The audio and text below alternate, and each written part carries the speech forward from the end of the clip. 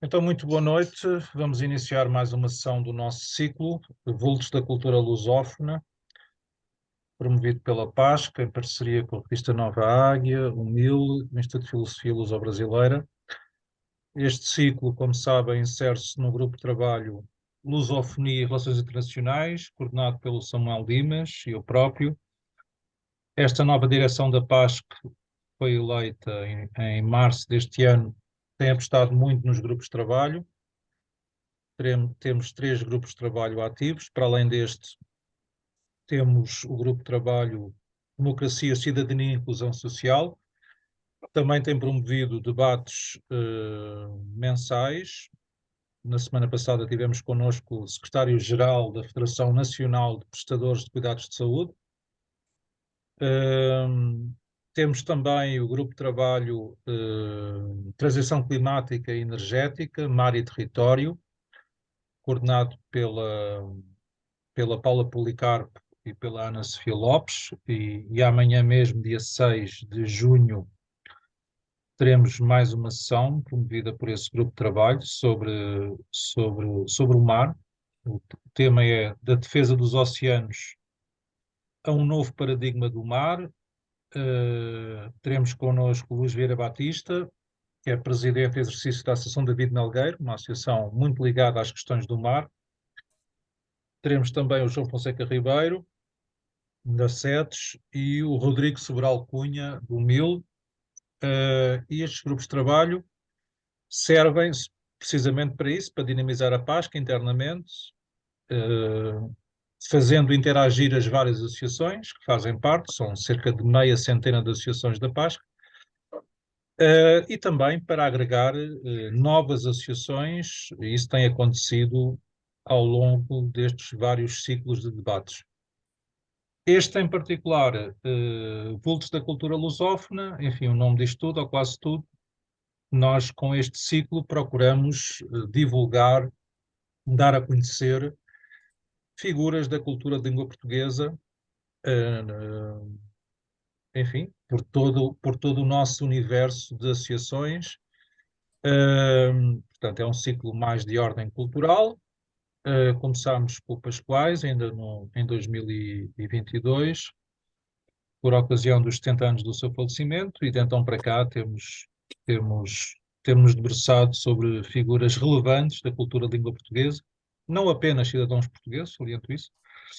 Já falámos, por exemplo, de memória sobre António Paim, uma ilustre figura brasileira, a Noémia de Souza, uma ilustre poetisa moçambicana. Tivemos na sessão anterior, o autor abordado foi um poeta galego, e portanto vamos prosseguir este ciclo, até porque é interessante, enfim, dar a conhecer estes autores a outras associações, a pessoas de outras associações que à partida estão um pouco longe destas referências mais de ordem filosófica e cultural, e a PASC serve também para isso, não é? Para nós interagirmos e todos nós aprendemos uns com os outros. E, portanto, este é o propósito deste ciclo. A próxima sessão está já agendada, fica também a dica, dia 10 de julho. O autor abordado será o António Quadros, faria 100 anos, em 2023. A sessão será no dia 10 de julho e, de alguma forma, será o lançamento também de um congresso que se realizará entre os dias 12 e 14 de julho, portanto, nessa semana, promovido pelo Instituto de Filosofia Luso-Brasileira e pela Fundação António Quadros, também com o apoio do MIL e da revista Nova Águia. Hoje, como sabem, conforme foi publicitado, vamos falar sobre António Telmo, uma grande figura da cultura portuguesa, da filosofia portuguesa, e convidámos o Carlos Aurélio, que conheceu bem o António Telmo. Temos também connosco outras pessoas que o conheceram bem, nomeadamente o João Pedro Seca, o Joaquim Domingues. Enfim, e vamos, como sempre, gravar esta sessão. e depois colocar o vídeo nas nossas plataformas. Samuel, passo-te a palavra para começares aqui a interrogar o nosso convidado, o nosso arguido. Boa noite a todos, bem-vindos a mais esta sessão da cultura lusófona. Uma palavra de particular saudação ao Carlos Aurélio, que se disponibilizou gentilmente e generosamente a colaborar nesta iniciativa. E não vou fazer perguntas para já. O que eu vou esperar é que nos partilhe essa espiritualidade da Serra d'Ossa,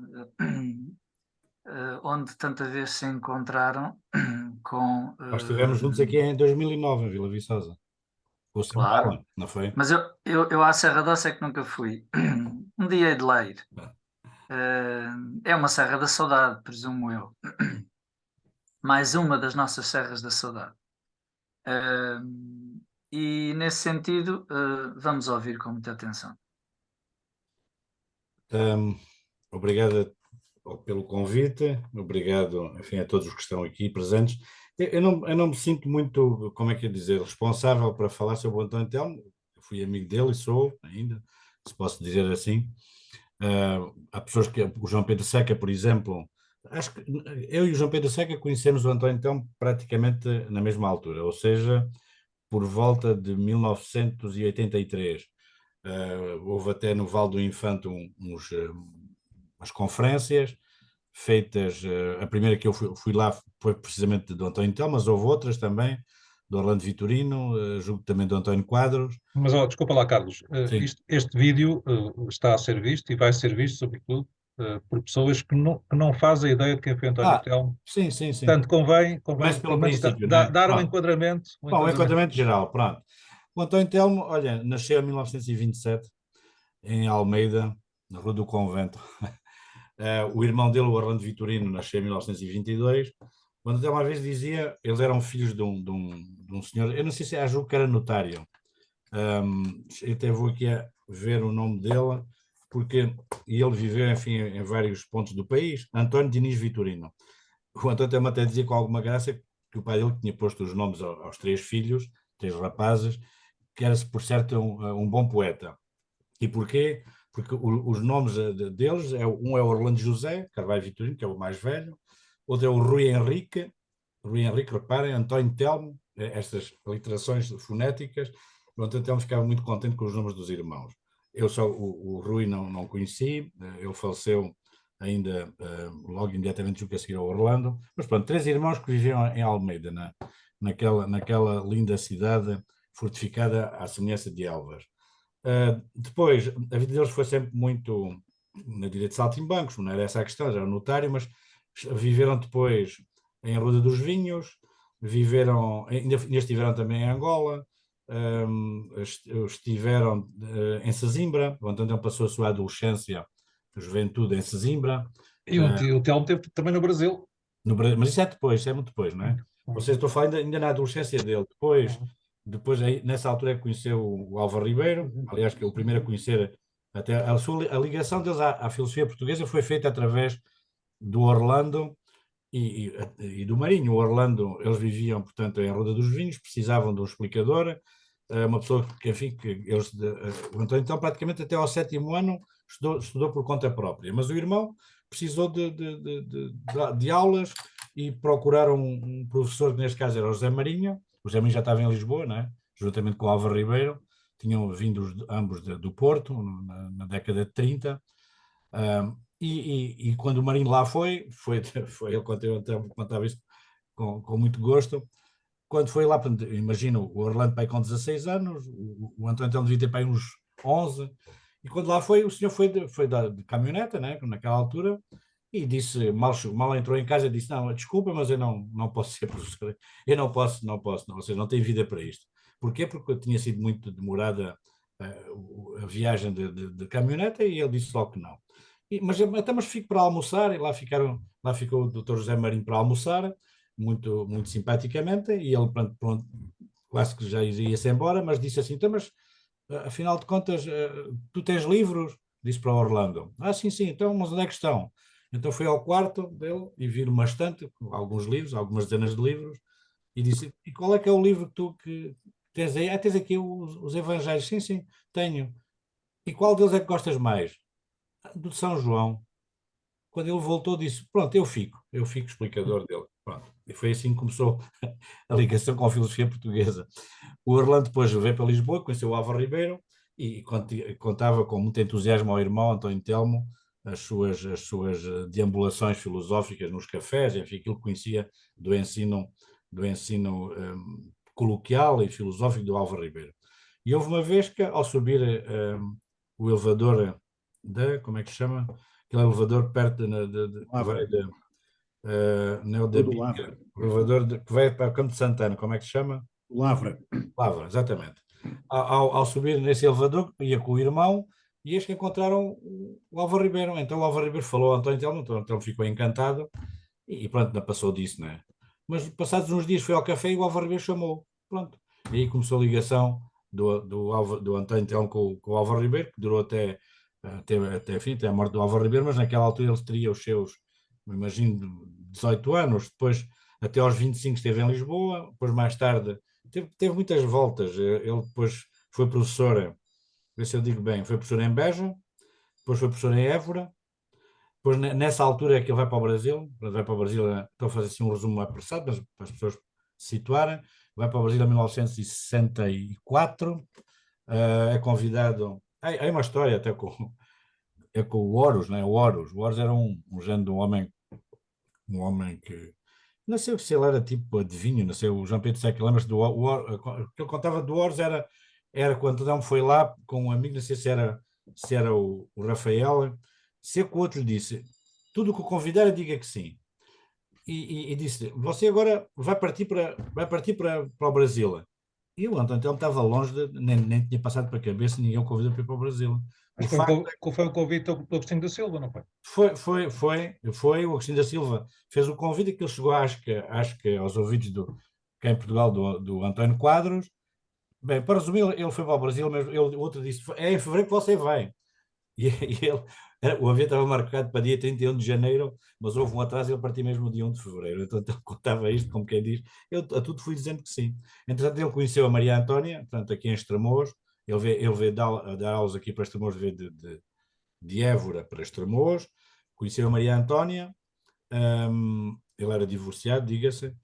Houve até uns quiprocós, porque, enfim, os pais da Maria Antónia achavam, então, muito mais velho, com um homem divorciado, é uma atrapalhada que a Maria Antónia teve assim uns problemas em relação ao casamento do António Telmo por causa dos pais.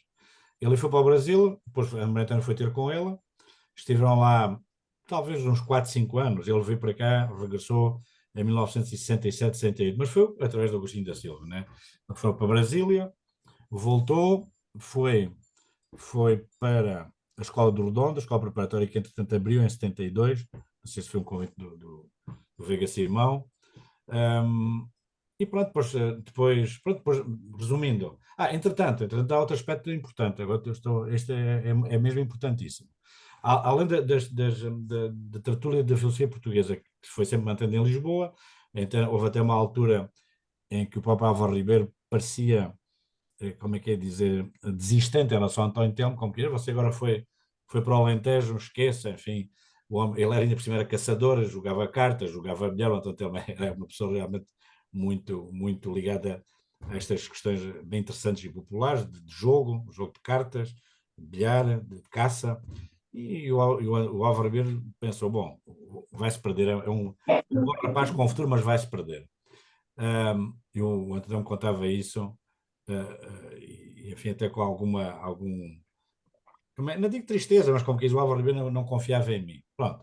O facto é que tudo isso, quando ele depois, um dia mais tarde, isto já julgo que foi em 1976, 77, já estava cá em Portugal, claro, regressado do Brasil, e o Álvaro Ribeiro dei-lhe a conhecer, não foi o Álvaro Ribeiro, o José Marinho dei-lhe a conhecer um homem austríaco que veio a Portugal, a Gulbenkian. Eu julgo que o Ozer, que é o que eu estou a falar, Max Ozer, que era um homem que tinha conhecido, enfim, gente do surrealismo em França, o Salvador Dalí, o André Breton, era um poeta. Eu julgo que ele era um judeu que tinha estado até preso num campo de concentração, esse Max Solzer, mas era um homem, podemos dizer, sábio, enfim, ligado às coisas do Gurdjieff, do Ouspensky, o José Marinho achou que o António Telmo, devido à sua maneira de ser enfim, aos seus gostos próprios, se fosse outra conversa, era a sua ligação com, podemos falar depois mais tarde, do que a Cabala, as coisas judaicas, enfim, por via do Álvaro Ribeiro, bem, apresentou ao tal Max Holzer. Isso durou para aí de 76 até 1980 e picos, para aí uns 7, 8 anos. Houve uma ligação profundíssima do António Telmo com o Max Holzer, em que houve uma espécie, como é que é dizer, de um ensino, enfim, esotérico, operativo, enfim, dentro do ligar às coisas do René Guénon, pronto. E isso dá um cunho muito especial aos livros do António Telmo.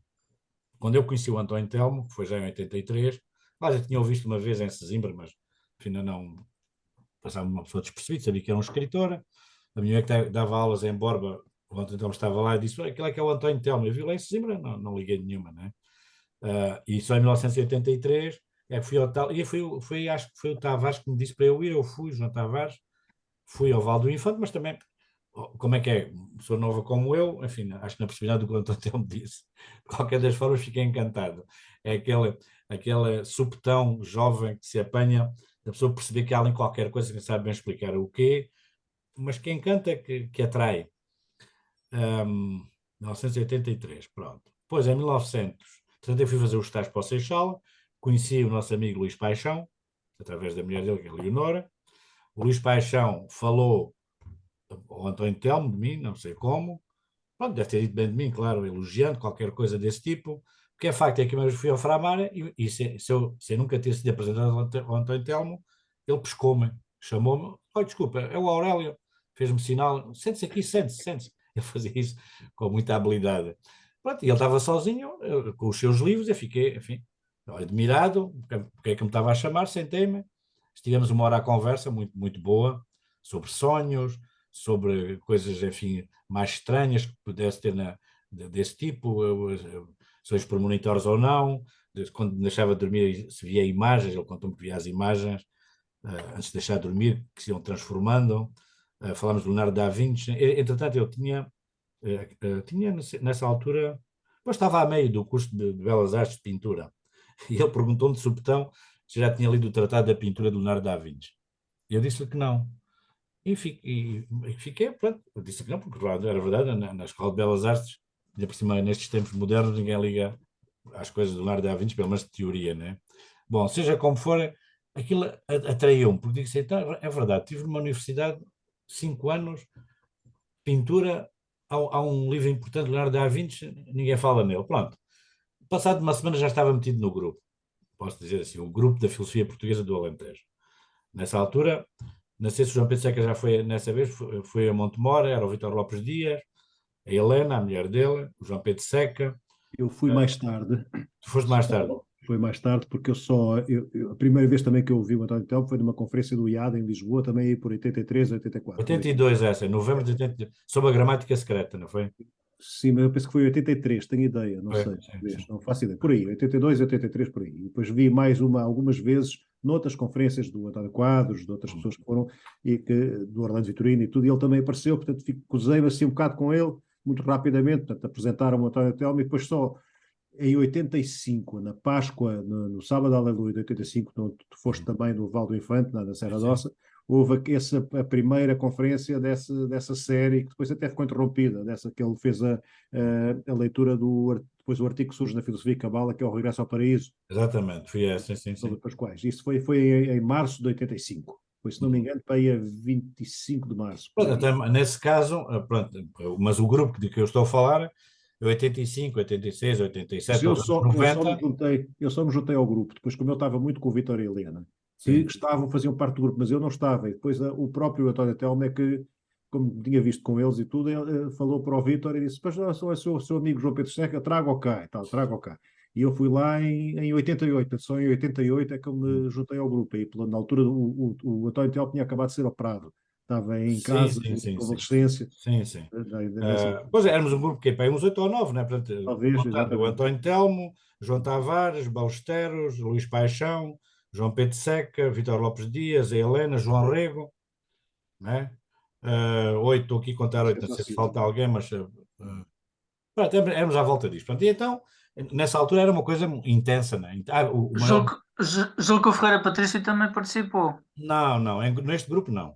O João Mais Ferreira... tarde, Não, não, neste grupo nem nunca participa. O João Ferreira Patrício, isso Manuel Ferreira Patrício. sim, Manuel Ferreira Patrício, desculpa.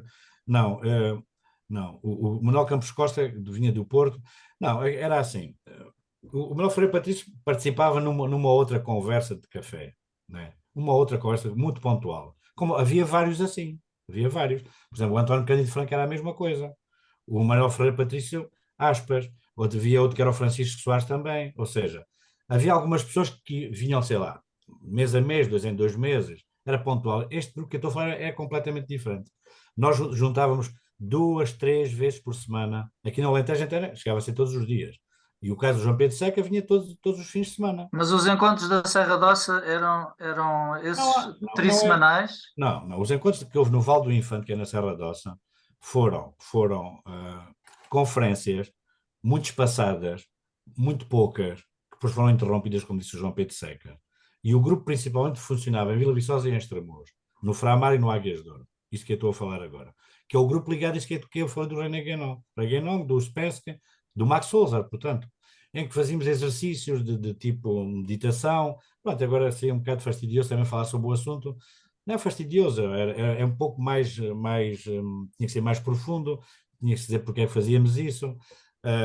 Depois tínhamos às vezes, houve até a ideia de vários textos próprios da filosofia portuguesa que deviam ser meditados, no caso da Alegria, Dor e a Graça do Leonardo de Coimbra, outros do Álvaro Ribeiro, isso para sair das coisas do Uspensky, ou seja, para não ser uma coisa, porque o António também começou a perceber, vamos lá ver, o António depois explica isso no trabalho de grupo, tem um conto que é o trabalho de grupo, e nesse trabalho de grupo ele explica, ou expõe a razão, porque é que saiu do grupo do Max Souza, porque achava que que o próprio noção de grupo tinha qualquer coisa de orientalizante. E ele foi voltar à tertúlia como conhecia com o Álvaro Ribeiro. Simplesmente quis fazer isso à moda, já com os conhecimentos que tinha das coisas do Ousa. Ele chamava a isso um grupo de investigação espiritual, um grupo onde nós... E era uma coisa muito intensa, muito intensa. O Manuel Ferreira Patrício nunca pertenceu a isso, nem o Cândido Franco. Ainda apareceu também muitas vezes o Avelino de Sousa, estou-me a lembrar, dava uma esquece do Avelino de Sousa. Pronto, isto estou a falar mais ou menos entre 1985 a 1996, para aí 10 anos, isto durou para aí 10 anos, pronto, desta forma mais intensa. Depois Ainda mais... bem que o rock. O Como? rock. O O rock, não, desculpe, falta o rock, o rock, falta sempre gente. O E o rock, Balesteros também, não, Inácio não, já há Balesteros. bocado disse, o Balesteros, o João Tavares, já há bocado falei neles. O rock, exatamente. Depois, em 1993, houve no Porto umas conferências sobre o Álvaro Ribeiro. Aí apareceu o Joaquim Domingues. Em 93 conhecemos o Joaquim Domingos, o António Telmo lembro perfeitamente disso, quando depois viemos no carro falando, tinha conhecido uma pessoa muito atenta às coisas da filosofia portuguesa, muito entusiasta do Álvaro Ribeiro, pronto, isso foi o Joaquim Domingos. Depois em 97 foi o Pedro Sinda. Estas datas todas, porque fiz um pequeno artigo aqui para a revista para a Calípula enfim, e refiz isso tudo, e então tenho essas datas mais ou menos presentes em mim. Depois, mais tarde, é que apareceu o Hélder Cortes, já estamos a falar em 2004. Entretanto, por exemplo, o Carlos Vargas. O Carlos Vargas é parecido também com o Manuel Ferreira Patrício, quer dizer, apareceu pontualmente, vinha do Algarve, mas uma coisa muito engraçada foi o José Marinho dizia que havia 500 portugueses dedicados à causa filosofia portuguesa. Enfim, podiam ser trazidos para a causa da filosofia portuguesa. E como é que ele calculava esse número? Era um número atirado um bocado ao acaso, mas tinha que ver quando vendia os livros da filosofia portuguesa, eram os livros que vendia. Então temos 500 nossos. Uma vez o António me disse aquelas coisas que ele disse assim, vamos convidar os sebastianistas. Então pusemos um anúncio no Dia Popular, no Dia de Notícias, acho eu. O anúncio era engraçado. Eu até tenho aqui agora não tenho aqui o anúncio, mas tenho para aí guardado, mas tenho aqui no artigo que fiz para a Calípula, tenho tenho o que escrevemos sobre o anúncio, foi em Marvão. Em Marvão é que combinámos a encontrar, pusemos o anúncio. Claro que dos 500 que era suposto aparecer, apareceram 5, né? Entre os quais, entre os quais o Carlos Vargas. Mas pronto, como é que era o anúncio? Eu Era já, assim. Por eu ela, já, o rei Dom eu, Sebastião. eu já Repara, ouvi, já vi esse anúncio, porque se tem piada. Pá. por ela, o rei Dom Sebastião, convocatória. Convocam-se os 500 portugueses que acreditam na vinda do nosso rei, senhor Dom Sebastião, para um encontro dentro do Castelo de Marvão no dia 28 de junho, pelas 15 horas. Os que vão, vão. Os que não vão, não vão.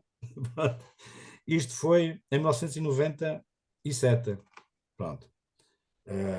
Pronto, teve piada, lembro perfeitamente disto. Pronto, o Carlos Vargas ia aparecer, pois, o Carlos Vargas até conheceu o António Telmo foi através de mim, porque entretanto eu fiz uma exposição no Convento Cristiano de Tomar sobre o mapa de Portugal. Pronto, ligar as coisas da Cabala e também, mas pronto, sobre o mapa de Portugal.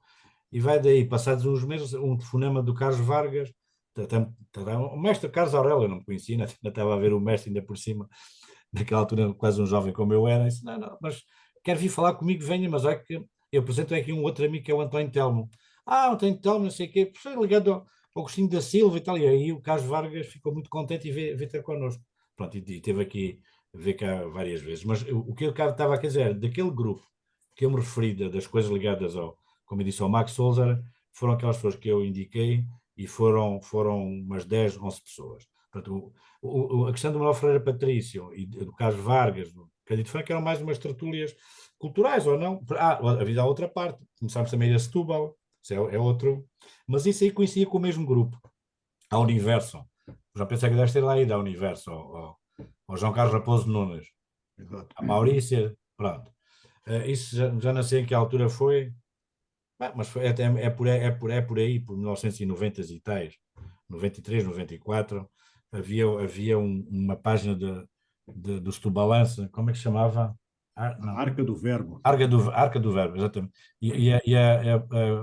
A livraria era Universo, como é que era? Universo. Universo. Universo, né? Universo, exatamente. Pronto, O Carlos Raposo Nunes, né? exatamente, já Carlos Raposo. Pronto, e depois, a partir do princípio do século, já é outra coisa. Depois ele mais tarde fez aí o que se chama Aventura Maçónica. Aí, enfim, pouco ou nada tem a dizer. E o António Telmo faleceu em 2010, pronto. Infelizmente para nós, deixou-nos em 2010. O Pedro Martins apareceu 1900 e quê? Para aí 98, 99, 2000, para aí. Pronto, foi dos últimos a aparecer ele e o Helder Cortes. Ele e o Helder Cortes. E o Rodrigo, ainda não falaste do Rodrigo. O Rodrigo, pronto, bem falado agora, bem falado. O Rodrigo, ah, não sei, ele veio aqui poucas vezes ao Alentejo. Ou seja, encontrávamos mais em coisas da filosofia portuguesa aí em Lisboa. Mas o Rodrigo, aqui ao Alentejo, veio algumas vezes, mas vinha ou sozinho, isso acontecia também com alguns, não é? Falavam com o António, então, depois iam-se embora, não é? Passavam aqui uma tarde, ou, enfim, dia que fosse. Mas a este grupo que eu disse há pouco das coisas do Max Souza, não pertenceu a esse grupo. Pronto, era sempre uma pessoa como o Cândido Franco, o Altimé, o António Telmo, aliás, havia outros, o Eduardo Aroso, por exemplo, de Coimbra. Há pessoas que tu estavas aqui a esquecer agora, portanto, eram pessoas que iam e vinham, o Mário Rui, outro, Mário Rui do Val do Infanta, também, só que nunca pertence àquele grupo que eu estou a dizer do Max Souza. Pronto, ainda estou a fazer O Elísio mandar. também. O Elísio Gala também aparecia. Também. Quem? O Elísio Gala também Elísio aparecia. Gala, pronto, mas Elísio Gala pertencia mais Frequência, ligado ao Orlando Vitorino, não é? era mais Pronto, exato. mas começou a aparecer mais tarde. Apareceu mais tarde, ou seja, nos últimos 10 anos da vida do António Telmo. Porque, e também, por exemplo, o João Luís Ferreira também às vezes vinha cá, vindo lá de Lisboa, que havia estes contactos entre nós e os de Lisboa.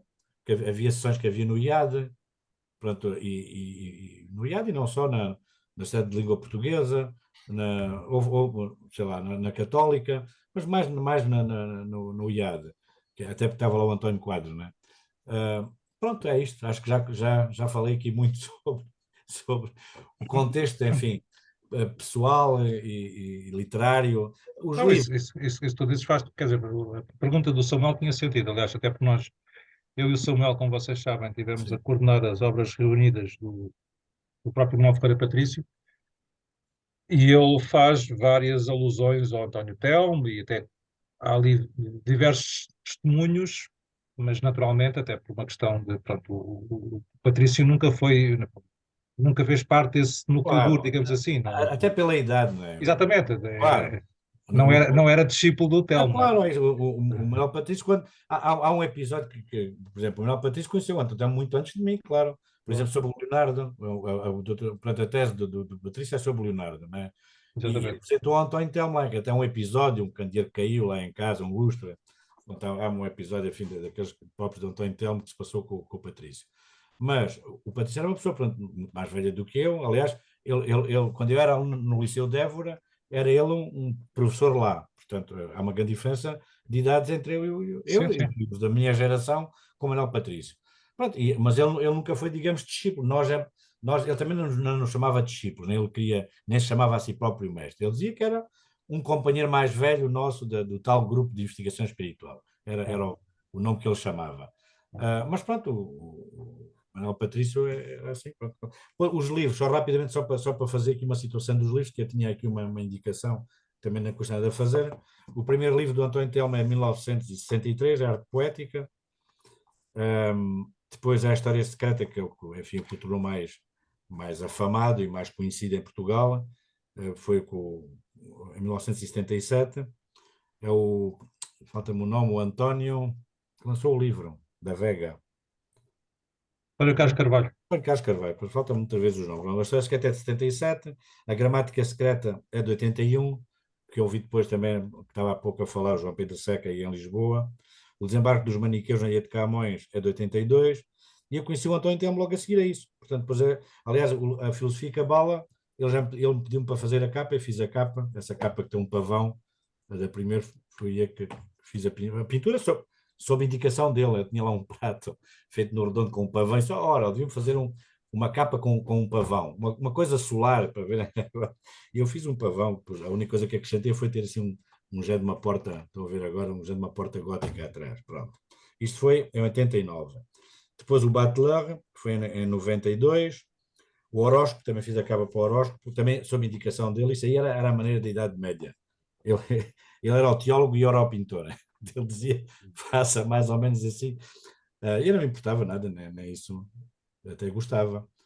Fiz a capa do horóscopo de Portugal, que acho que este, né? Que aliás é feita a partir da águia, né? A ideia.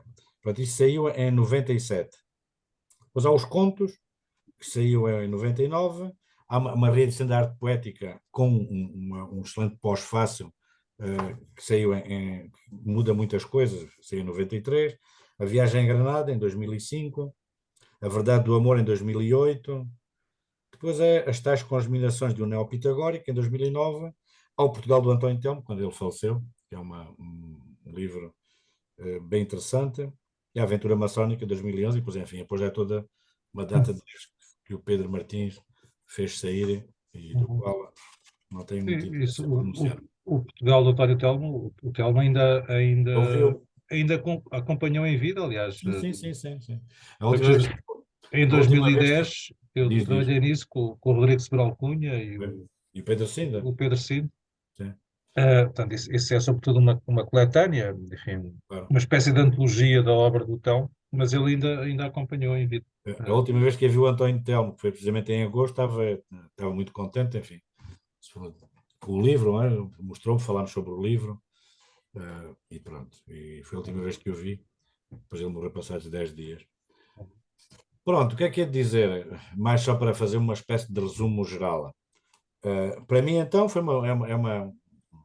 não é uma figura, é uma pessoa, é um amigo a quem eu devo muito. Eu era uma pessoa, enfim, sempre gostei das coisas ligadas à filosofia, mas não, a minha área era de artes plásticas, enfim, não era propriamente ligada à filosofia, mas é daquelas pessoas para que eu conhecia de leve ou não, mas como nós conhecemos mais profundamente, era uma pessoa que impressionava, né? Porque a maneira dele fazer, digamos, o retrato da pessoa psicológica, a maneira como ele intervinha com as pessoas, de dizer certos apartes que eram muito, muito incisivos, outra vez muito subtis, o humor dele, a ironia, o fulgor do pensamento ao vivo, digamos, quando era nas tertúlias, a gente via a maneira como ele era capaz de de pôr uma tese em cima da mesa, a gente falava sobre aquilo, ele chegava ao fim de uma forma desconcertante, era capaz de dizer a tese contrária e também, pronto, para pôr-nos a gente em ação de pensar, e tínhamos realmente encontros. Lembro de uma vez estou-me a lembrar deste, sobre os painéis do Nuno Gonçalves, saber quem é que era que lá estava, se era o santo que lá estava, se era o São Vicente, se era o São João Evangelista, enfim.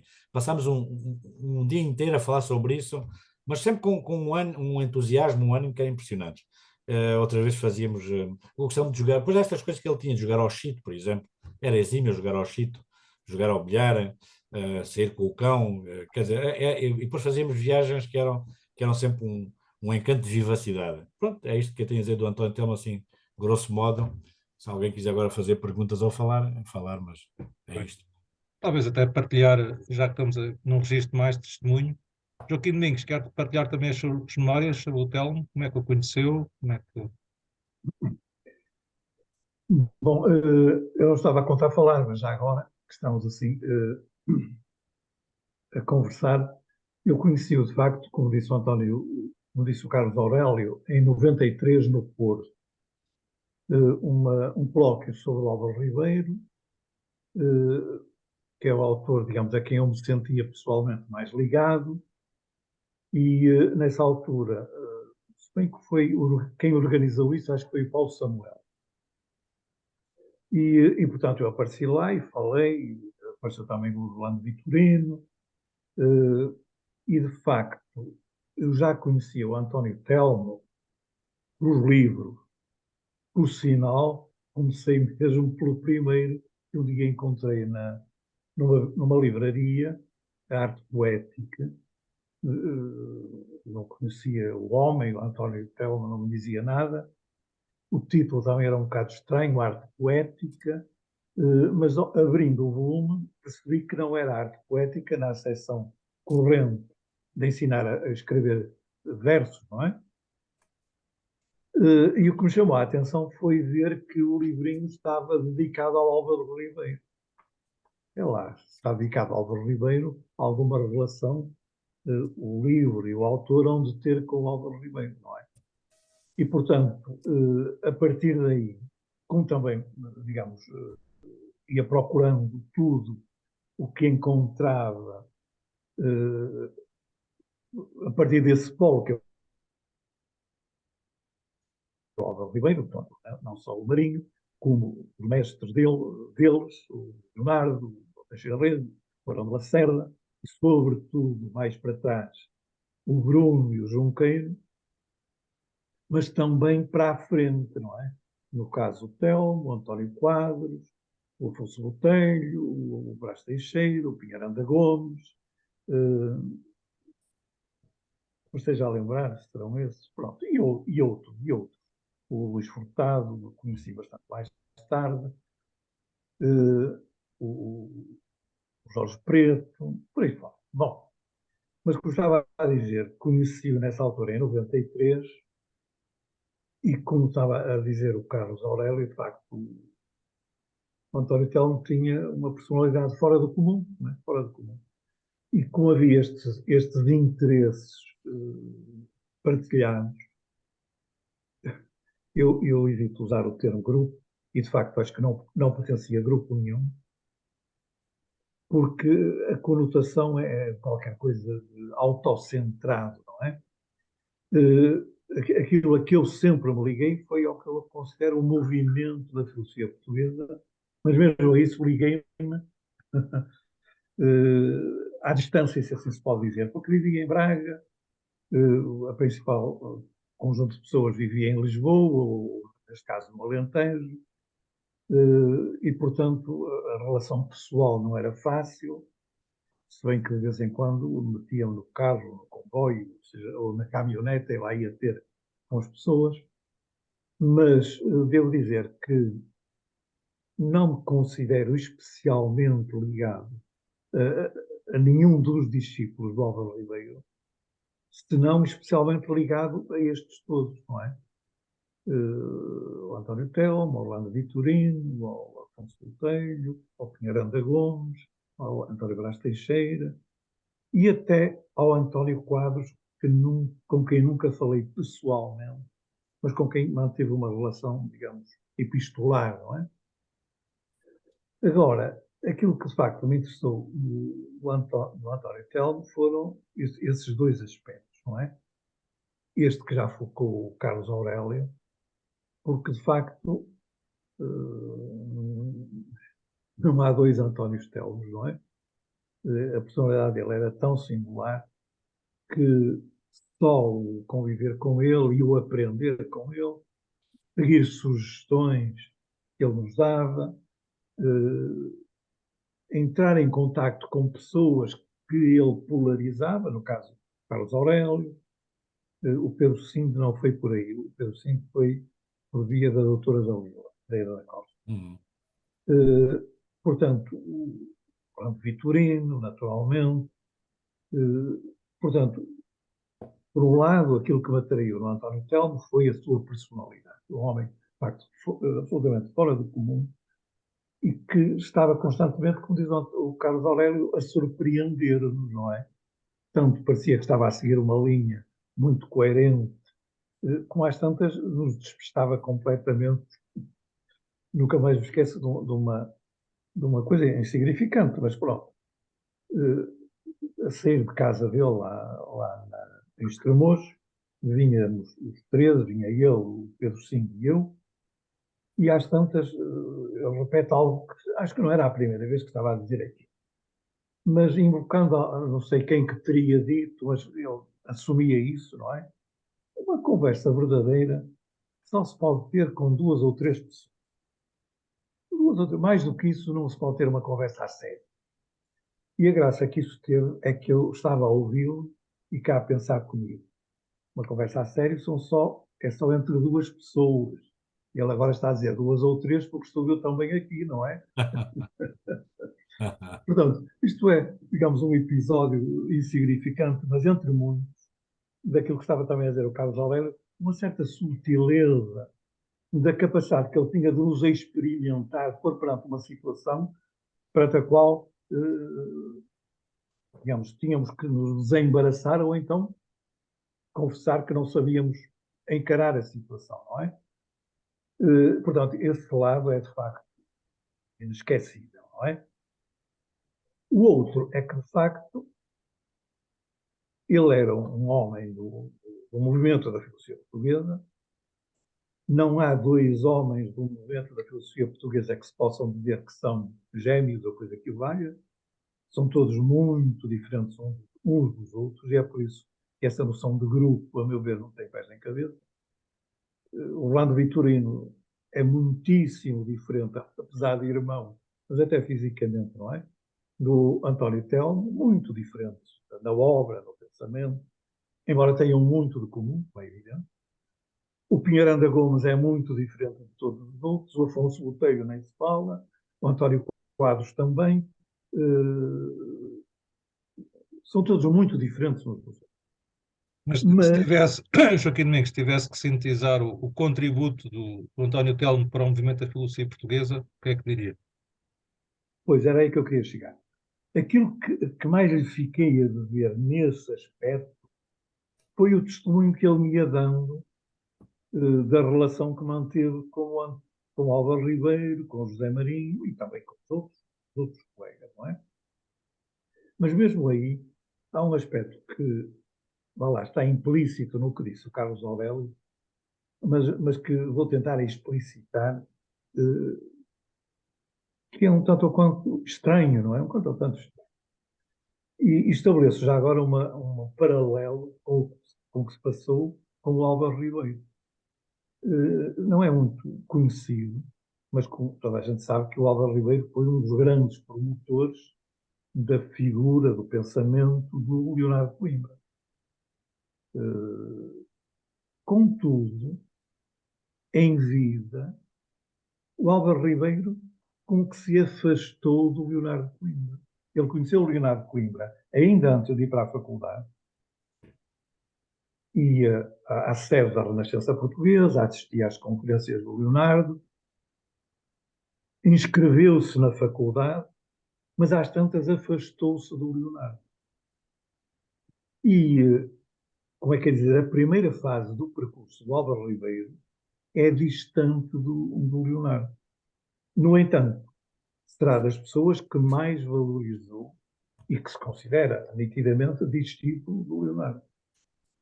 Curiosamente, ele até usa uma definição um tanto quanto paradoxal, não é? Mas que não é tola de todo, quer dizer, ele diz que discípulo, vai ao latim, não é? Discípulo é o que se separa. Esteve unido e separa-se. E é curioso que o António Telmo dizia algo parecido, não tanto em relação ao discipulato, mas dizia que, segundo o José Marinho, para alguém ser um bom católico, precisava primeiro de se afastar do catolicismo e depois voltar. Ora, estou a contar isto tudo porquê? Porque um dos aspectos curiosos do António Telmo é que, de facto, eu acho que ele terá despertado para a filosofia, não é? Como contou o Carlos Aurélio, a partir da tertúlia do Álvaro Ribeiro e do José Maria. Não é? Foi aí que ele despertou. Mas, como que sentiu a necessidade de se distanciar, de se separar. E isso ainda muito antes do Max Souza. Há na correspondência dele com o Álvaro Ribeiro um episódio desse género, não é? Em que ele desaparece da tertúlia e o Álvaro Ribeiro fica um bocado intrigado porque é que você desapareceu, não é? Está claro que haveria razões circunstanciais, mas há, a meu ver, também essa razão que já estaria presente no Álvaro Ribeiro em relação ao Leonardo, nele em relação ao Álvaro Ribeiro, que era, para ser bom discípulo, digamos assim, precisou de se distanciar. E depois esse distanciamento, aí é que é o caso até mais perturbante, a meu ver, foi a da ligação ao Max Souza. O Álvaro Ribeiro não achou nada bem. Diga, O Álvaro Ribeiro não achou nada bem. é o que eu estou a dizer, por isso Sim, é sim, o mais sim. estranho, não é? Porque acho que é uma direção, já não é uma direção paralela, nem convergente, mas é divergente, não é? Divergente.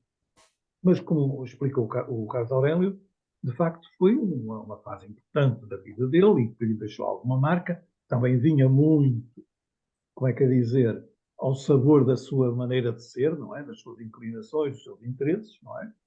Mas, de facto, por exemplo, eu que o conheci já numa fase em que ele se tinha distanciado do Max Souza, a presença do Max Souza, do Carlos Aurélio, peço desculpa, a presença do Max Souza no António Telmo, a meu ver, era insignificante. Não é? Era insignificante.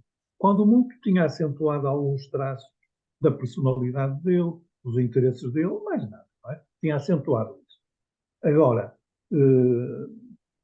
digamos, ele, para mim, na relação que tive com ele, para mim era, antes de mais e sobretudo, essencialmente, um continuador, exemplo, do termo discípulo, mas digamos assim, alguém que está na linha. O Leonardo não foi discípulo nem do Bruno, nem do Junqueiro. O Álvaro Ribeiro foi discípulo, de facto, do Leonardo. Mas quem foi o fundador da filosofia portuguesa, segundo Álvaro Ribeiro, é o Bruno, não é? Portanto, quando a gente fala de discípulo, há aqui uma relação pessoal que pode ser, e em casos é muito importante, mas que não é o essencial.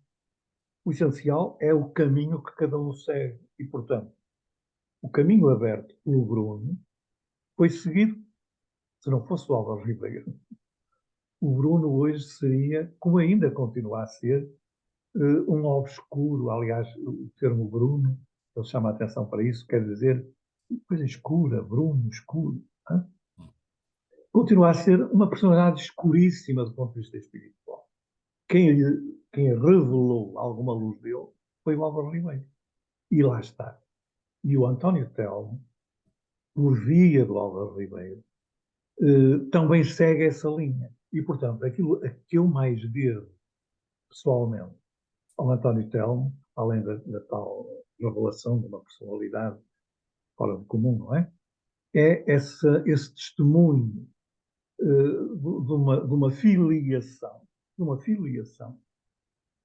que vai de geração em geração, de pessoa em pessoa, de pessoa em pessoa, mas uma filiação em que o essencial não é dizer que eu sou discípulo do Beltrano ou fulano de tal, como ainda há dias ouvia falar nas táricas muçulmanas, não é? Em que é muito importante a gente saber quem foi o meu mestre e quem foi o mestre do mestre e o mestre do mestre. Não.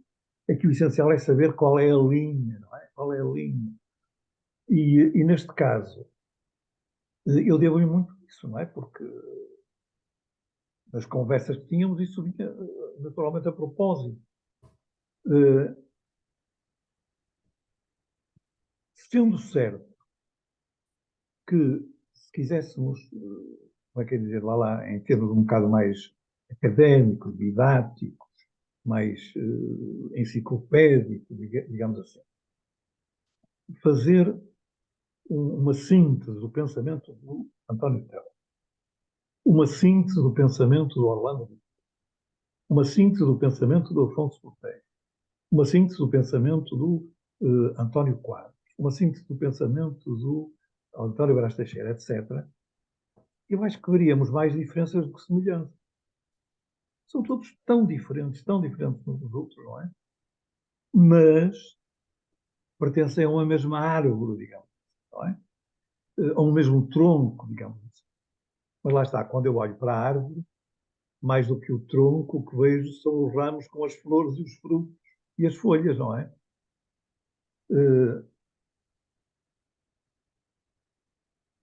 Portanto, resumindo, eu acho que é isto que lhe devo essencialmente a ele, não é?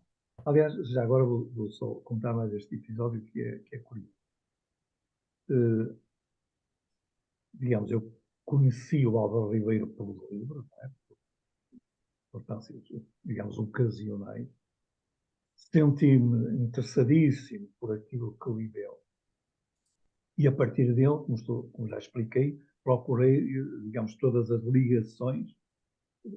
Falei das portuguesas, mas também outras lá de fora, do Aristóteles, por exemplo, e por aí fora, não é? Quando, a certa altura, por razões práticas, me inscrevi num mestrado. O mestrado era de Filosofia da Educação e logo disse cá para comigo, o trabalho que vou fazer vai ser sobre a educação em Álvaro Ribeiro. E da educação em Álvaro Ribeiro está lá tudo, não é? Bom, lá fiz o mestrado, lá fiz o trabalho final, e esse trabalho final, em grande parte, foi feito em conversa, em diálogo, com 3 pessoas. O António Telmo, o António Brás Teixeira e o Pinheiro André. Digamos que já conversávamos sobre vários assuntos, e naturalmente que sabiam que eu estava a fazer aquele trabalho, e eu ia-lhes enviando, de vez em quando, uma parte do trabalho para darem alguma sugestão, alguma ajuda, alguma correção. Não é? E é curioso. A pessoa que menos me ajudou, se pode dizer assim, no trabalho foi o António Telmo. Falávamos muito genericamente, mas, digamos, não me deu praticamente ajuda nenhuma prática. Ajuda prática, está claro, já falei, a ajuda que ele me deu a perceber o movimento, as linhas mestras, os possíveis desenvolvimentos, não é? Mas em relação àquele caso concreto, não me deu quase indicação nenhuma. Ao contrário, por exemplo, do Pinharanda, que me devolvia as folhas, todas anotadas com sugestões, sublinhados, etc, etc, etc. Não é? Portanto, isto só para dizer que o Carlos Aurélio fez muito bem em sublinhar, sobretudo, a personalidade do António Telmo, que é uma personalidade, de facto, tão invulgar. Aliás, até o próprio itinerário dele, não é? É um itinerário invulgar mesmo, não é? Quanto ao pensamento dele, àquilo que cada um dos amigos, é? Foi assimilando e fez também seu.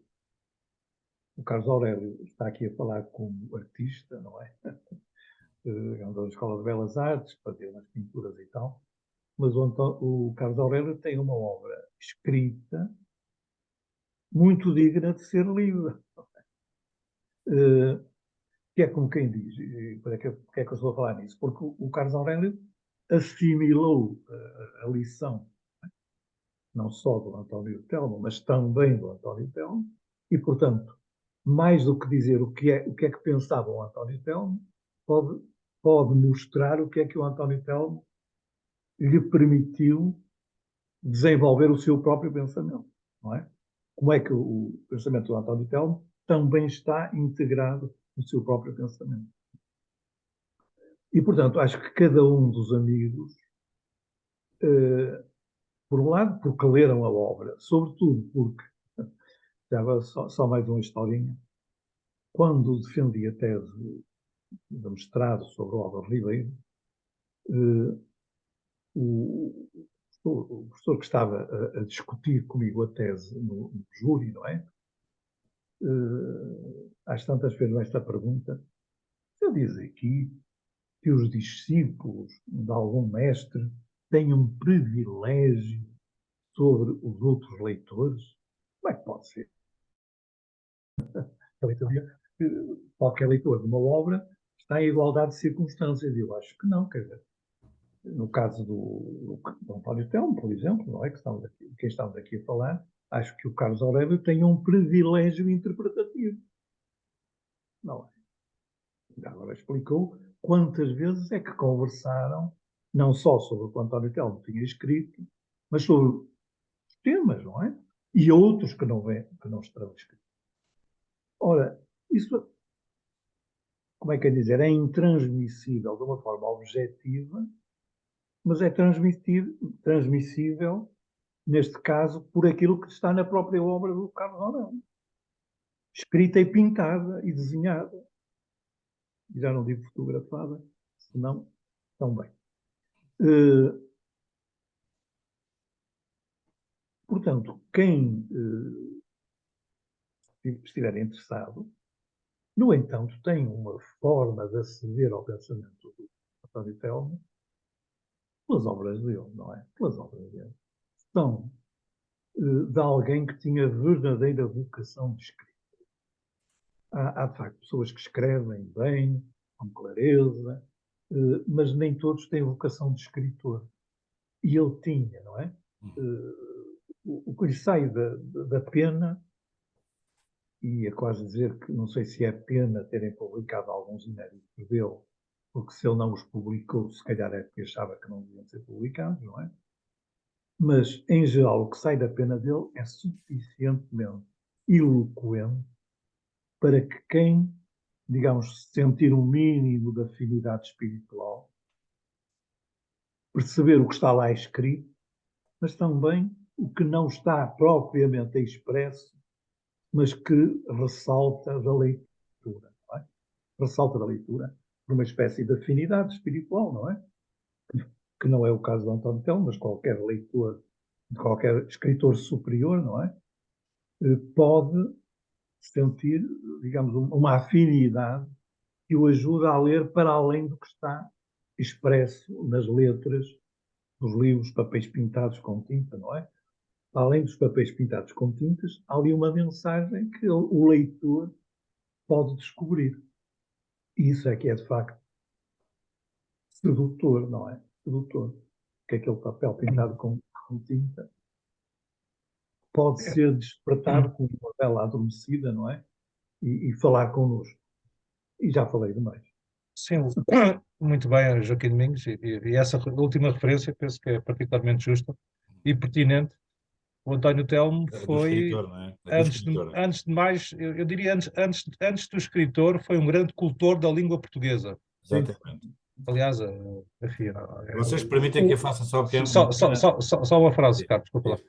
E depois também queria ouvir o João Pedro. Claro, claro. É por Aliás, causa do escritor.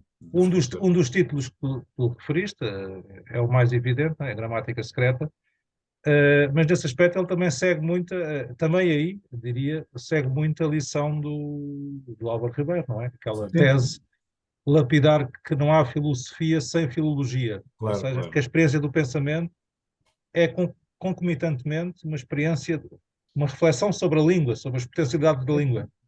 E o António Telmo, na sua obra, expressa isso muito bem, de facto. Essa ligação, quer à filologia, quer à teologia, é do que mais caracteriza o movimento da filosofia portuguesa.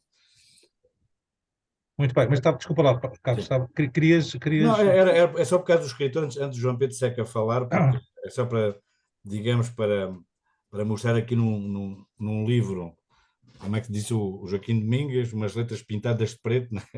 não, isso é o Pessoa é que diz isso. Um livro é um papel Sim, pintado com tinta, não é? pronto, é isso mesmo, então, mas é isso que eu quero demonstrar aqui. No final da história secreta de Portugal, de facto, eu vou só ler aqui dois períodos de dois parágrafos, vale a pena ver como ele termina a história secreta.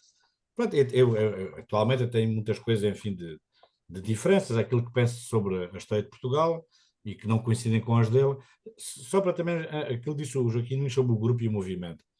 Eu há pouco falei de grupo, o que eu falei de grupo foi aquele parte que eu falei relativo ao Max Souza, Sim, sim, porque antes disso e depois disso o António Telmo já não quis saber de grupos. está claro. Está O claro. grupo funcionou de facto naquele período, talvez de 10 anos, a seguir ao Max Souza, e aí havia um grupo.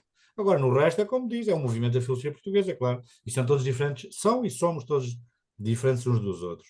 Mas eu não resisto aqui a ler só estes dois parágrafos da maneira como ele termina a história secreta, e vê-se que é um grande escritor realmente. Neste quadro, resta apenas uma saída, a de ficar só, completamente só em si mesmo, e a de nessa solidão se manter firme, não cedendo um ponto. Ele descreve aqui porque é que fez o livro, porque é que as suas relações até com as coisas, enfim, da vida do espírito, mas eu vou continuar a ler. Evidentemente que foram movimentados todos os meios para obstruí-la.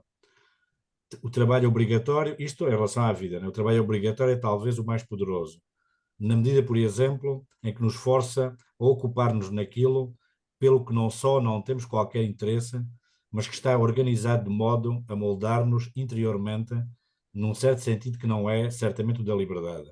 Além disso, estar só é quase insustentável, mas isso é também o sinal de que pode constituir um caminho. Entretanto, há a pátria.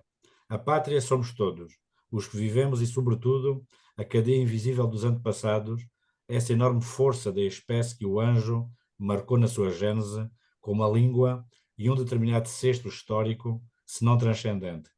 Não é por acaso que se nasce português, e misteriosas são as leis de afinidades pelas quais temos aquele pai e esta mãe, estes irmãos, esta mulher e estes filhos. Como é possível abandonar tudo e ficar só? Isto é a maneira que ele tenta escrever, de facto, é isto. O António Telmo tinha aspectos de uma força da natureza, não só física, como de alma, né?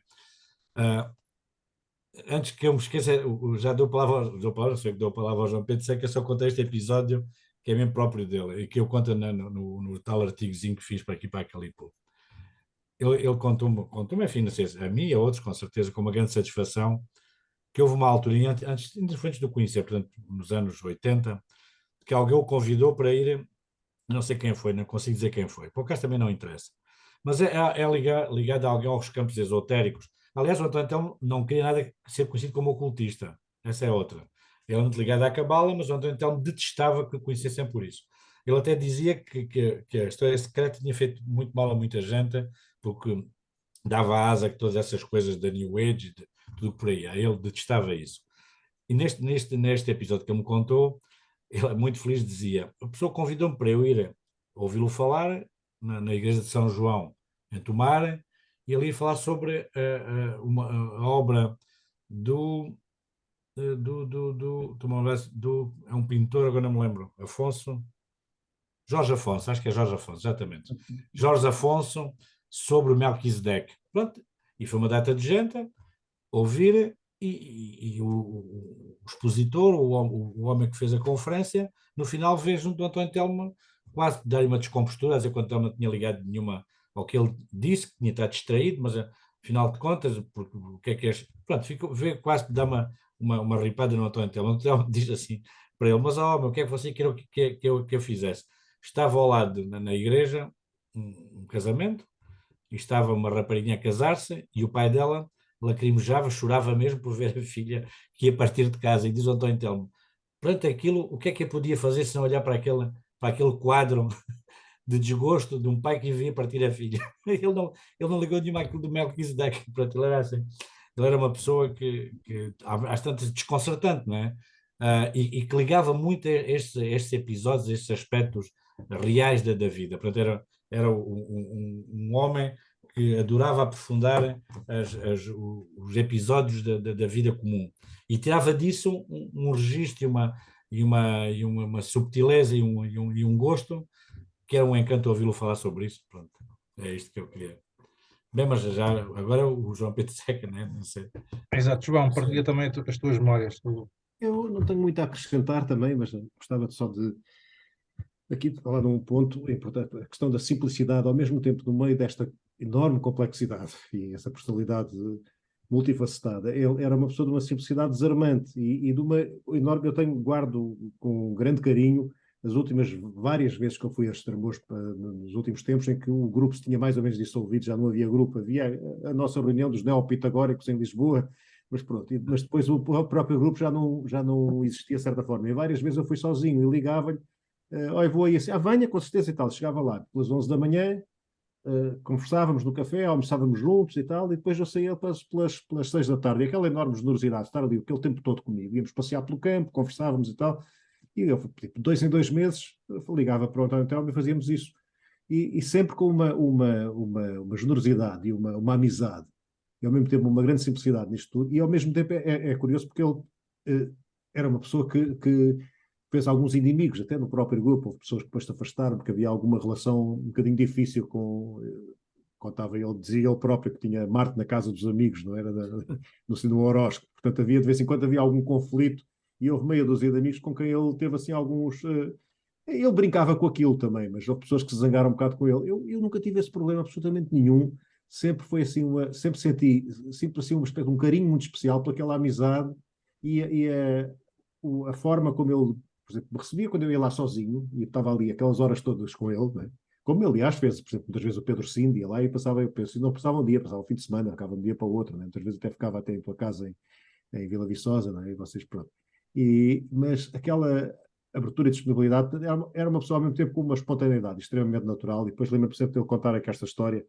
Eu, na altura, até fiz uma série de apontamentos de tertúlia que alguns de vocês têm, ditos que ia apanhando aqui, ouvindo e ia tomando nota. E aquela história que ele contava que uma vez, se não me engano, não sei se foi o poeta Gomes Leal que foi visitar o túmulo do Cesário Verde e que ouviu uma voz, algures, vinda do além, mas própria voz do próprio Cesário Verde, que ele tinha conhecido, a dizer: ser natural. E o Telmo gostava muito de contar esta história, precisamente aquela questão da pessoa não ser afetada, o ser natural. E isto muitas vezes eu me lembro deste dito do ser natural. E pronto, houve esta ligação também muito interessante que há aqui um ponto comum também, que é o Agostinho da Silva, que eu também tive a sorte e o privilégio de ter convivido com o Agostinho da Silva durante um ano e tal, semanalmente, todas as semanas, em casa aqui de uma professora em Linda a Velha. Aliás, conta essa história naquele livro, o In Memoriam. E o António Telmo tinha esta relação também muito forte, né? O Agostinho da Silva era padrinho da filha, da Anaí, e ele também tinha convivido com o Agostinho da Silva com muita intensidade lá em Brasília. Portanto, houve assim, talvez, não sei se por isso, houve assim uma ligação grande. Não sei, agora, as coisas ligadas mais aos assuntos filosóficos e do pensamento, eu deixo para isso ser aprofundado por cada um, através de uma leitura, como eu estava a dizer há bocadinho, se não me engano, o Joaquim Domingos. A leitura não é óbvio, não é evidente, há sempre vários planos ali, a pessoa vai lendo e há coisas que muitas vezes não é dito, a pessoa tem que adivinhar de certa forma, né? E isso implica ou uma mudança de estado de espírito, ou uma metanoia, seria ali para apreender algo que está ali, que não está propriamente dito, que é um movimento do espírito que não está completamente explícito. Só para vermos o que era o António Telmo, estamos a falar agora nisso, é engraçado. A gente lê os livros do Álvaro Ribeiro e não encontra uma gralha. É raríssimo encontrar uma gralha mas não é assim nos livros do António Telmo. Mas não há imensas. Eu tinha muitas ideias, então, uma vez, pessoal, na viagem em Granada, ele tinha um texto sobre a analogia em Leonardo de Coimbra, que tinha sido publicado na Leonardo, e havia um trecho enorme que não se percebia nada. E eu chamei-lhe assim, então, não, faça lá e depois diga-me e tal. E eu lá fiz ao meu modo, enfim, tentei recompor aquilo, mostrei-lhe, e pronto, muito bem, agora que se percebe, agora, ainda bem que me avisou disso, pronto, mas deixou-me a mim fazer isso. É um trechinho de nada, uma parte de umas 10 linhas. O que é que quer dizer com isto? Quando eu depois chamava a atenção, a resposta dele era desarmante. Ele dizia assim: Aurélio, eu escrevo para gente inteligente. As pessoas percebem. Não se preocupava nada com os gráficos. Qualquer coisa, não se preocupar com isso. Olha, eu chamava-lhe a atenção, a resposta que dava era esta. Mas era uma pessoa nesse aspecto desarmante, como quem diz. Pronto, então, sei lá, os outros não percebem paciência, mas ainda estou a escrever para isso. Com quem os outros deduzem. Aliás, ele também contava isto do Álvaro Ribeiro, né? Porque apareceu lá no grupo, enfim, da tertúlia, né? No grupo da tertúlia em Lisboa. Acho que era um afilhado do Álvaro Ribeiro. E então o Álvaro Ribeiro falava muito baixinho e as pessoas do mundo tinham que esticar a cabeça e o pescoço para ouvirem. E houve um que era afilhado dele, o sobrinho, que dizia que não percebia. O doutor não percebe. E disse para umas 3 vezes, até que o Álvaro Ribeiro se irritou e disse: não percebe, deduza. E depois o outro nunca mais lá apareceu. Portanto, esse era o estilo. E há muitas histórias do António Telmo, muitas mesmo. Outra, por exemplo, presenciou o João Pedro Seca com o Alevi, quando esteve cá o cabalista inglês. Não estiveste nisso, foi encontramos nos Jerónimos com o Alevi. Eu estive nos Jerónimos e depois vocês foram a Sintra. Fomos para Sintra. Encontrei-me convosco mais tarde na Casa do Alentejo Foi ao jantar. na conferência na biblioteca ao pé no Calhariz, em Lisboa. Exatamente. Também. E no meio disso é que houve aquela coisa do Alevi. O Alevi Essa parte em Sintra, não fui. Exatamente, que apareceu, veio de Inglaterra cá, depois a encontramos em Lisboa e depois fomos almoçar a Sintra. E às tantas, no meio do almoço, isto foi no dia 1 de dezembro para aí de 99, acho eu. 99, 98, por aí. 97, não sei. E o Alevi diz que estava a haver uma figura junto do António Telmo a dizer-lhe coisas, mas o Telmo não ligava nenhuma. E o António Telmo perguntou: mas está bem, mas que figura é que está a ver? Descreva. E ele lá descreveu que era uma figura com um capuz, parecia um frade, com o nariz adunco, e descreveu a figura. Pronto. E nós ficámos à conclusão que era o Savonarola, uma coisa parecida com isso. Mas quem dizia isso era o Alevi, não é? Depois houve umas cartas, algumas das quais foram traduzidas pelo João Pedro Seca, outras por Vítor Lopes Dias, entre o Alevi e o António Telmo. E nessas cartas ele dizia para o António Telmo fazer umas meditações, enfim, quis fazer um pouco de mestre do António Telmo, mas o Telmo não ligou nenhuma. Mas porque é que eu estou a falar no dito Savonarola? Porque numa das cartas ele repetia que tinha visto a tal figura e disse ao António Telmo na carta. E eu cheguei uma vez a Estremoz, estava o António Telmo com a carta na mão e dizia, ele repete outra vez que viu o Savonarola, que me estava a gritar ao ouvido. E ia dizer para o António Telmo: tá bem, então, mas, e o que é que o António Telmo faz com isso? Agora ele diz uma coisa dessa. Resposta do António Telmo: oh, homem, quem viu foi ele, não fui eu. Quer dizer, ele é que tem que responder porque o que é o Savonarola para mim, não, eu não o vi. Pronto, ele ultrapassava as coisas assim, ou seja, quando eram coisas que passavam para o interior dele, ele levava aquilo muito a sério e não havia nada que lhe escapasse. Aliás, é uma das grandes particularidades do António Telmo: tudo onde se metesse era a 100%, era de cabeça. Quando as coisas, mesmo factos ou episódios ou fenómenos mais ou menos estranhos, se passavam mesmo relativos eles uns com outros, ele, enfim, disso não podia fazer nada. Portanto, era a sinceridade acima de tudo. Um grande sentido de humor no meio disto tudo também, não é? O quê? Um grande sentido de humor também. Não é? Sim, claro, claro. Eu também registro isso. Eu só conheci o Telmo nos últimos anos, mas retenho isso, do grande sentido de humor. Não sei, Maria José, se chegou a conhecer o António Telmo?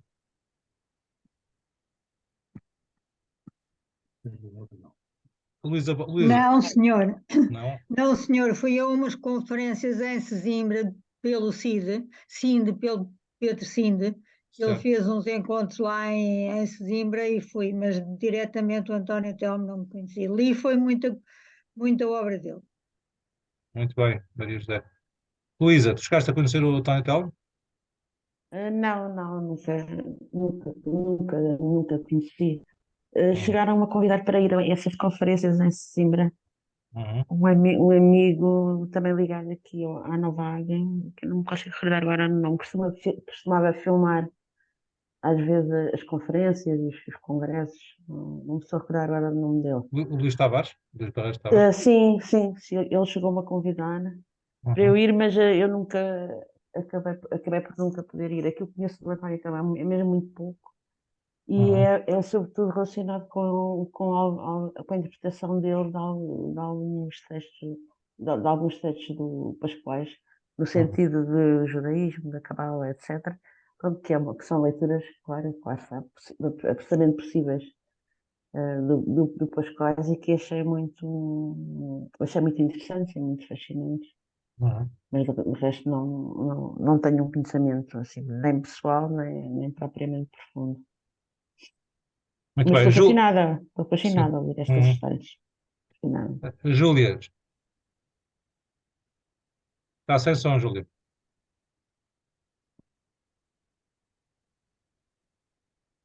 Continua sem som. Júlia, tem que acionar o Tem que som. ligar o som, Júlia, tem que ligar o som. Agora Sim, está. sim, é difícil às vezes ligar aqui. Já estou com som.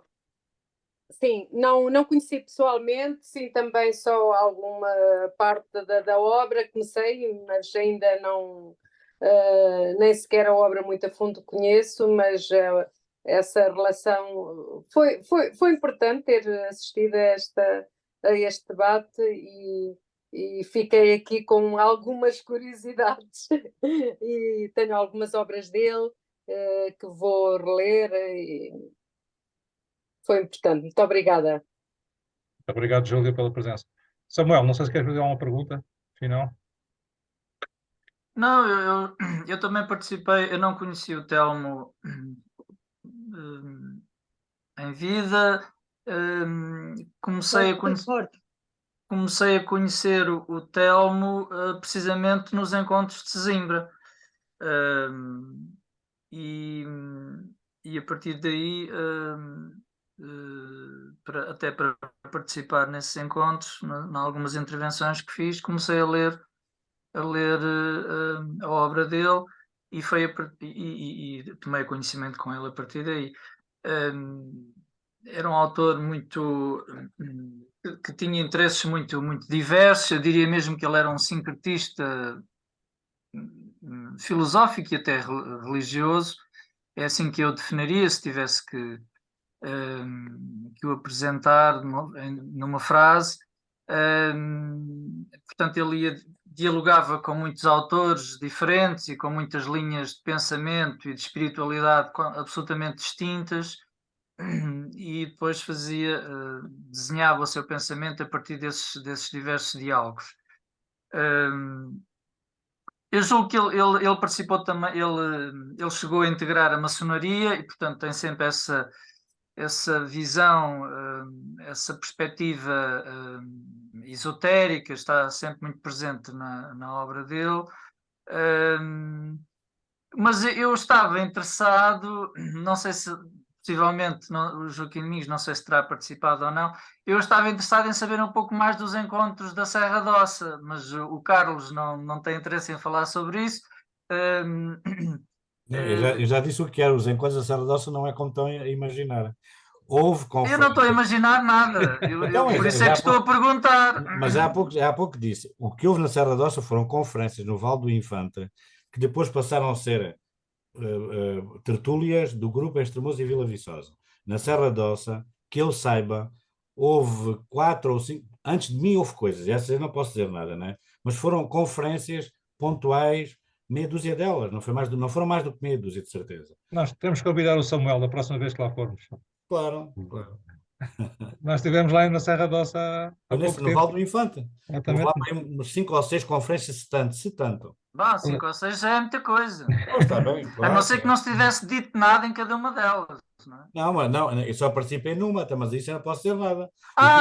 O Carlos então não conhece. Não, mas é preciso referir isto. Mas o António Telmo, a principal coisa dele foi depois disso, é isso que eu estou a referir-me. Ou seja, a gramática secreta, a filosofia cabala, a viagem enganada, tudo isso é depois porque isso que está a referir o Samuel foi no princípio dos anos 80, pronto. E eu aí participei em duas vezes. O Então, resto, quem era o líder espiritual desses encontros? Não era o Telmo. não era propriamente. Não havia Sim, líder espiritual aí, não era. não havia aí isso não havia assim. Isso era o Um grupo Orlando, mais era velho o do que António isso. Quadros. Dito de outra maneira, em termos práticos, quem era a cabeça que movia, que puxava a carroça nesses encontros? Tem que haver sempre uma cabeça, senão... Não era nenhum deles. O António foi convidado uma vez, falou. Outra vez foi o Patrício, falou. Foi os que eu ouvi, né? Mas, e aí o Patrício falou. Depois, aliás, existia duas, precisamente uma do Manuel Patrício, outra do António Telmo. E depois acho que também tinha havido do António Quadros, mas foram umas coisas pontuais de meses a meses, portanto que não. Porque, aliás, vamos lá ver uma coisa, Serra da Ossa está um pouco, enfim, não digo fantasiado, mas também havia em Lisboa, também havia em Sesimbra, que eram do mesmo tipo, eram conferências de tipo cultural, enquanto que a tertúlia é completamente diferente. Na tertúlia havia uma aproximação e objetivos e finalidades que eram mais intensos e mais profundos. Nos outros é como a gente apresentar em Sesimbra ou em Lisboa, no Porto, que houve muitas, ou em muitos sítios do país. Sem O Valdo profundidade foi e mais sem um. interesse. Hum? Sem profundidade e sem interesse. Não, isto tinha interesse e profundidade, não estou a dizer. Estou a dizer que havia uma continuidade dos mesmos. Não havia uma continuidade dos mesmos, como não houve. Havia depois um grupo que funcionava em Lisboa, que é o caso do Orlando, mais o António Quadros, de coisas diferentes, e havia o nosso aqui no Alentejo. Mas e isso aí havia um grau de profundidade muito diferente do que apresentar numa conferência, completamente diferente. As conversas aqui até eram mais pessoais, como disse o João Pedro Seca, quer dizer, uma pessoa chegava e falava com o António Telmo um dia inteiro, ou chegava outro fazia a mesma coisa, depois reuníamos em grupo. Enfim, é muito diferente. E no Val do Infante foi apenas mais uma entre várias. Muito bem, mas da próxima vez que fomos ao Val do Infante, a gente convida o Samuel. Samuel, E não há registro, esses encontros não ficaram, não houve atas, nem o Regresso ao nem- Paraíso está publicado. Esse, por exemplo, foi o que o António Telmo leu lá no Val do Infante. Aliás, o texto que o Mário Rui, enfim, partilhou connosco no último encontro do Val do Infante, no dia 20 de maio, ele já o enviou para a Nova Águia. Em princípio, sai neste número, no número do segundo semestre. Ele aí fala nisso, não é? Eu tenho Sim. 2 ou 3 folhas datilografadas na altura que publicaram, mas que distribuíram por nós, eu tenho alguns aí no dossiê, sobre essas conferências, o título e quem eram os conferencistas. E realmente dessa série, que começou em 85, deve ter havido outras antes, mas essa começou em 85 do Val do Infante, a primeira foi de facto a do António Telmo, que inaugurou, e depois houve umas tantas, se não me engano, houve uma do quarto. então sempre houve alguém que inaugurou.